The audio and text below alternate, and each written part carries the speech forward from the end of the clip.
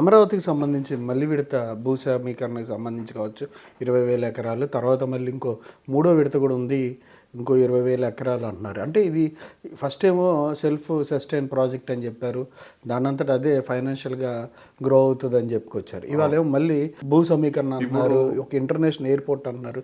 ఈ అంశాల మీద కొంతవరకు కొంచెం కన్ఫ్యూజన్ అయితే ఉంది.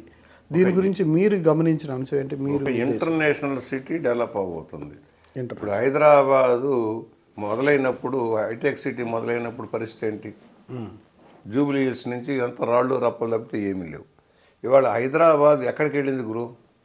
అవుటర్ రింగ్ రోడ్డు కూడా దాటి మళ్ళీ ఓఆర్ఆర్ ఇంకోటి వస్తుంది, మరో ఓఆర్ఆర్ ట్రిపుల్ ఆర్ వస్తూ ఉంది.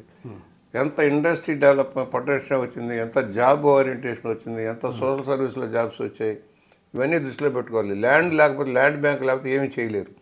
ఇప్పుడు ముందుగానే జాగ్రత్త పడకపోతే రాబోయే భూమి దొరకదు. భూమి కాస్ట్ ఇప్పుడు హైదరాబాద్లో 4 లక్షలు 5 లక్షలు గజం అంటే ఏంటి? ఎక్కడికి? నిన్న ఎకరం ఎక్కడికి?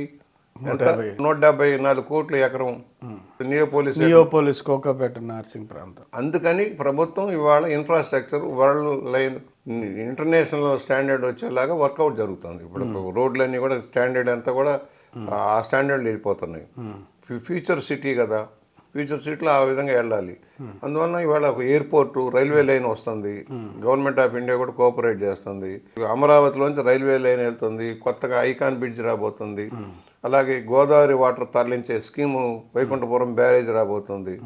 ఇవన్నిటికీ ల్యాండ్ కావాలి. దానికి అవసరమైన ముందు తీసుకుందంతా ఇన్ఫ్రాస్ట్రక్చర్. ఇప్పుడు చాలామంది మేము సంస్థలు పెడతామని వస్తున్నారు, వాళ్ళందరికీ భూమి సేకరించి ఇవ్వకపోతే రారు. విశాఖపట్నంలో ఇండస్ట్రీ వస్తుందంటే ల్యాండ్ ఎలకేట్ చేస్తున్నారు, వాళ్ళకి కావాల్సినంత భూమి ఇస్తామన్నారు. భూమి ఇస్తే కానీ కేంద్రాలు రావు. దాని గురించి సేకరణ, దానికోసం సేకరణ కానీ 16,000 ఎకరాలు తీసుకుంటున్నారు ఇప్పుడు. దాంట్లో కొంత రైతులకు కూడా మేలే, ఎందుకంటే గ్రోత్ కారిడార్ వస్తే రేపు వాల్యుయేషన్ పెరుగుతుంది.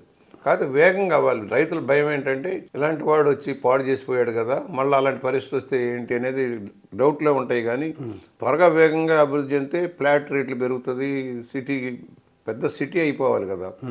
ఇప్పుడు విజయవాడకు కూడా రింగ్ రోడ్డు వస్తుంది, అవుటర్ రింగ్ రోడ్డు వస్తుంది, ఇన్నర్ రింగ్ రోడ్డు వస్తూ ఉన్నాయి. ఆ పరిధిలో గ్రోత్ కారిడార్ వచ్చేస్తుంది. మహానగరం ఏర్పాటు అవ్వాలి. మంగళగిరి కానీ, విజయవాడ, గుంటూరు, తెనాలి, ఈ ప్రాంతం అంతా ఒక క్లస్టర్ కింద ఏర్పాటైపోతుంది. అది ఒక మంచి సిటీ అవ్వాలి. Visakhapatnam natural growth. విశాఖపట్నాన్ని ఎవరు, అది ఆటోమేటిక్గా ఇండస్ట్రియల్ సిటీ, పోర్ట్ సిటీ అట్లా అవుతుంది. రాయలసీమకి అడ్వాంటేజ్ ల్యాండ్.